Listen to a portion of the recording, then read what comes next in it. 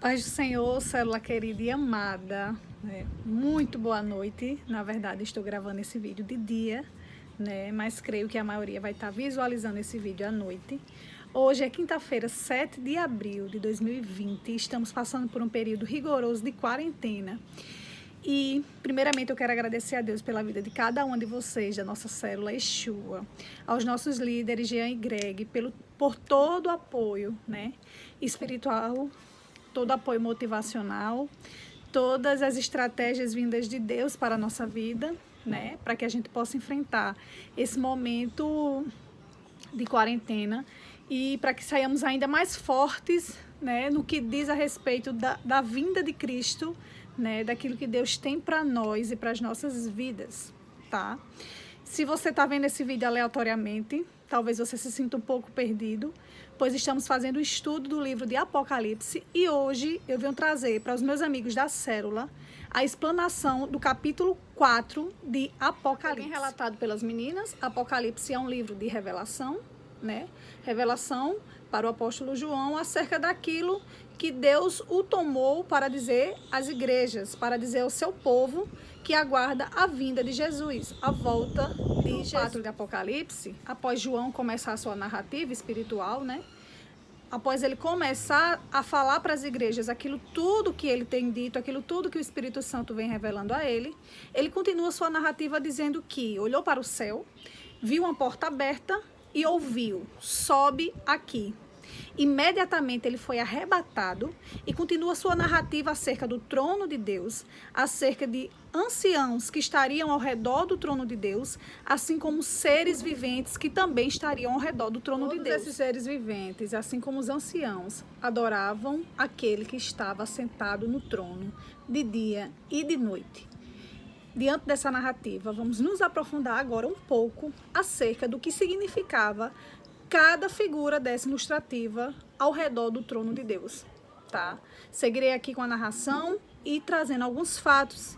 Então a gente vai viajar em alguns capítulos para a gente poder esclarecer um pouco acerca do capítulo 4, tá? Esse capítulo não é um capítulo fácil, é um capítulo que traz linguagens meio que figuradas, então foi necessário que eu estivesse pesquisando um pouco mais, me aprofundando um pouco mais para poder estar trazendo para vocês, porque a priori a gente lê e acha que entendeu, quando na verdade a Bíblia traz muitas figuras de linguagem e foi necessário um aprofundamento maior. A gente lê, né, e acha que entendeu, porém o livro de Apocalipse é um livro que traz revelação, porém traz muita revelação em figura de linguagem, então não é um livro fácil, né, de ser explanado, e dessas muitas vezes precisamos realmente mergulhar para a gente poder extrair a essência, a real mensagem da palavra de Deus para a gente, para que a gente possa estar preparado para a vinda de Cristo. Então vamos embora explanar o capítulo 4 e começo para vocês com a narrativa do próprio João. Falar as 7 igrejas, né, em Apocalipse, João continua sua narrativa dizendo: vi uma grande porta aberta no céu e ouvi uma voz semelhante a uma trombeta falando comigo. E esta dizia: sobe aqui. Imediatamente João foi arrebatado e em espírito viu um trono no céu com alguém assentado sobre ele. João relata que a aparência deste alguém era semelhante a uma pedra de jaspe e sárdio. E ao redor deste trono, tinha um arco-íris semelhante a uma esmeralda. Então imagine que coisa linda a visão que este homem teve. Que visão gloriosa, né, que ele descreve aqui acerca desse ser e acerca da atmosfera desse trono. Outro detalhe que João traz na sua narrativa, no capítulo 4, é que ao redor desse trono existiam outros 24 tronos, e nestes outros 24 tronos estavam assentados anciãos de vestes brancas e com coroas de ouro sobre a sua cabeça. Trono saíam relâmpagos, raios, trovões, e também tinham 7 lâmpadas acesas. Essas lâmpadas eram de fogo, o que representava os 7 espíritos. Inclusive, na saudação que João dá no primeiro capítulo do livro de Apocalipse, ele cita esses 7 espíritos, né? Quando ele saúda a igreja com graça, paz, da parte do que é, do que era e do que há de vir, da parte dos 7 espíritos da igreja que estão diante do trono, e da parte de Jesus, ou seja, lá no primeiro capítulo de Apocalipse, João já traz à existência esses 7 espíritos, tá? Então, quando eu me deparei com essa citação de 7 espíritos, na minha mente veio imediatamente o questionamento de que seriam esses 7 espíritos, quando na verdade a Bíblia nos relata que só existe um espírito, que é o Espírito Santo. Então, sabemos e temos a certeza que a narrativa bíblica nos traz acerca de 3 pessoas, que é o Pai, o Filho e o Espírito Santo, em uma trindade. Então, rapidamente me veio à luz do pensamento que seria o Pai, o Filho, o Espírito Santo e mais 7 espíritos ou não. E aí eu fui mergulhar acerca disso, né? E descobri que o 7 na Bíblia significa plenitude. Então, neste versículo aqui, do capítulo 4 de Apocalipse, o número 7, de 7 espíritos, viriam para representar a plenitude do Espírito Santo de Deus, que é uma só pessoa, o Espírito Santo, não são 7 espíritos, seria a plenitude do número 7, que é o significado que esse número tem na Bíblia, né, de plenitude, atrelada às características que o Espírito Santo tem. Onde em outros capítulos a gente vê que fala do espírito de sabedoria, do espírito de temor, do espírito de fortaleza, porém, são 7 características de um só Espírito, de um único Espírito Santo. E este número 7, de 7 espíritos, viriam na representatividade dessa plenitude do Espírito Santo. Relato das 7 lâmpadas de fogo, que seriam 7 espíritos de Deus, né, na sua plenitude, do número 7, atrelando aí a perfeição, né, a plenitude do Espírito Santo. Ele continua narrando que também viu um mar de vidro, cujo esse mar, no meio e ao seu redor, tinham criaturas, 4 criaturas. E aí ele usa a figura de linguagem, mais uma vez, de 4 animais. O leão, o boi, o homem e a águia. Continua descrevendo esses animais, dizendo que eles tinham olhos na frente e olhos atrás e que eles tinham 6 asas.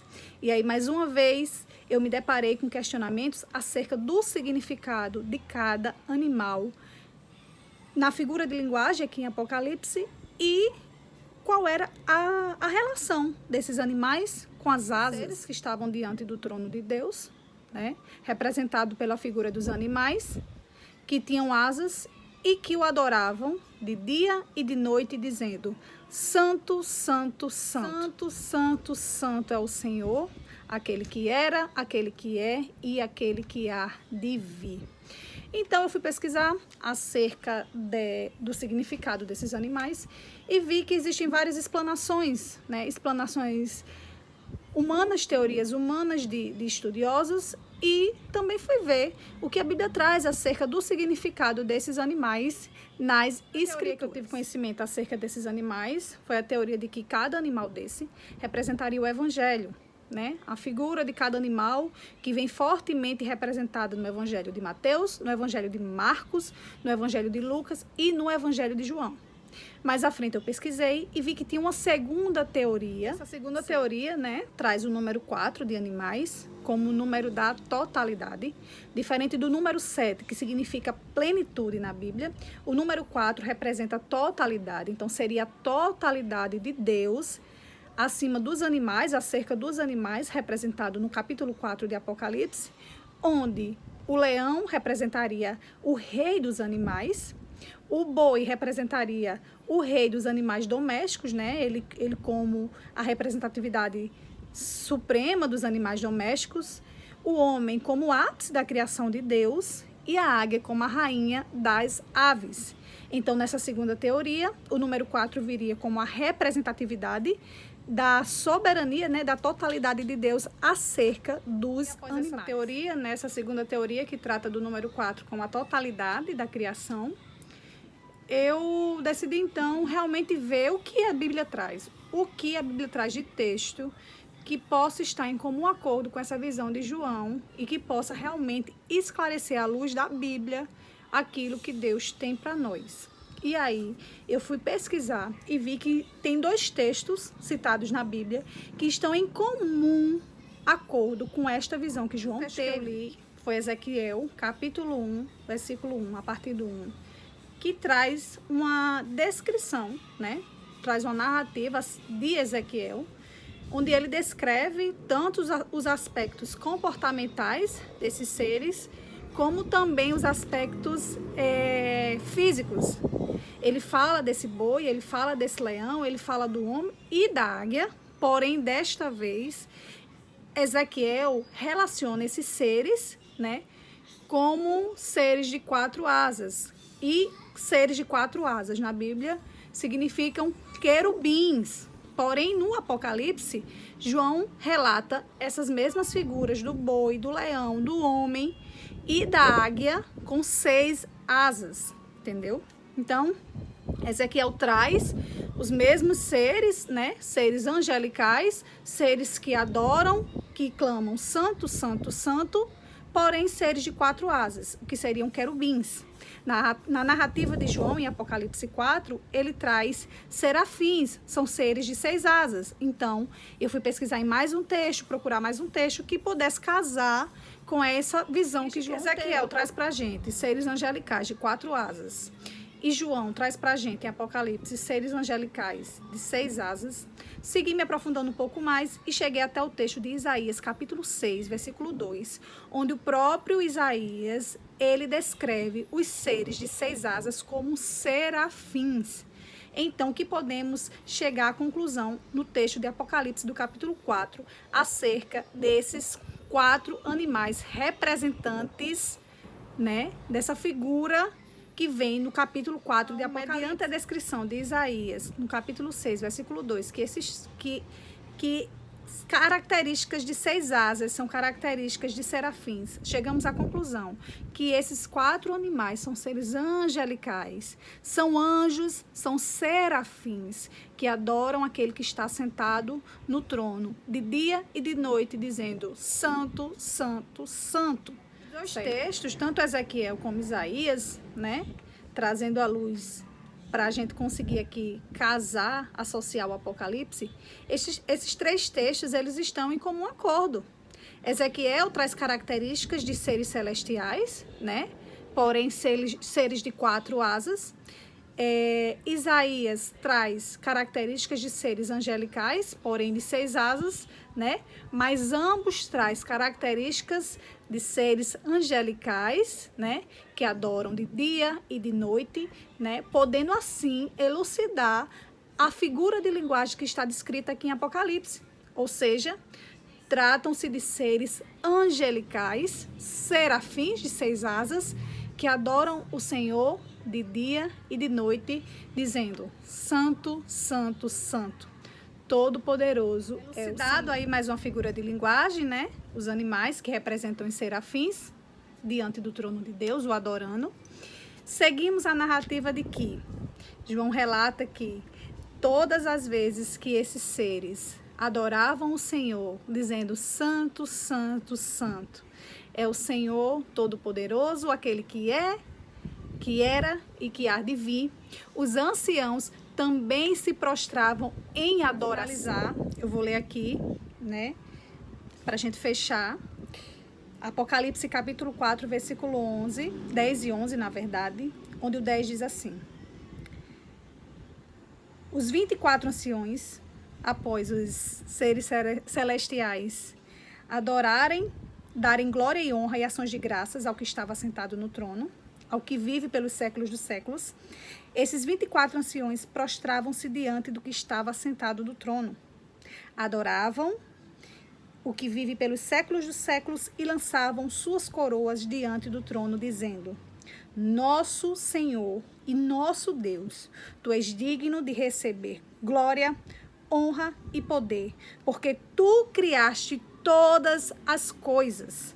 Por Tua vontade, elas existiram e foram criadas. Então, o capítulo 4 de Apocalipse, ele termina fazendo esse viés, né, onde os seres e os anciãos adoravam ao Senhor em conjunto. Os anjos e os serafins o adoravam e, ao mesmo tempo, os anciãos também se prostravam em adoração, dando toda a glória, toda a honra e poder àquele que estava sentado no trono. Pessoal, espero que vocês tenham compreendido um pouco mais acerca do capítulo 4. Não é um capítulo fácil, é um capítulo todo em figura de linguagem, certo? Porém, o que a gente extrai de máximo dele, né? A gente extrai que os seres que estão diante do trono, assim como nós, fomos feitos e criados para a adoração do nosso Deus, de dia e de noite. E é isso. Espero que tenha elucidado um pouco mais para vocês, que vocês possam ter identificado cada figura dessa de linguagem e que vocês possam aí mergulhar, possam entender um pouco mais do que é adoração a Deus no seu trono. Como é que acontece essa adoração diante do trono do Senhor, tá bom? Boa noite e fiquem na paz.